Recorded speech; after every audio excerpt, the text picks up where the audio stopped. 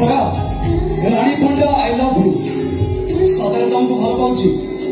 तुम जीवन देदेवी आ दरकार पड़े जीवन भी नहीं जी तुम के आखि टेक अनेबे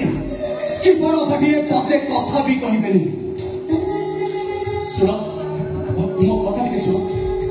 तुमको तुम हृदय बेसी भल पाए तो घरे किए किए अच्छा बापा और बो मो बो कही पुओ मोर जहाँ को दुह कर ले आसो से मो कथा राजी हो जीवो आ बापा बोर हाँ माने बापा तो हाँ अच्छा कहूनी तू कौन कहूँ कौ पाठ पढ़ु तोर भविष्य लक्ष्यटा कौन मत 27 वर्ष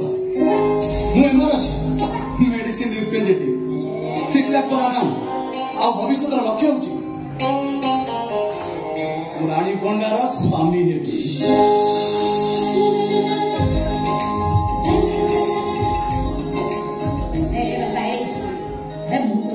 वर्ष आमे बहुत जदि केमी देखा है जो संख्या संख्या सही डाल रानी अम्मा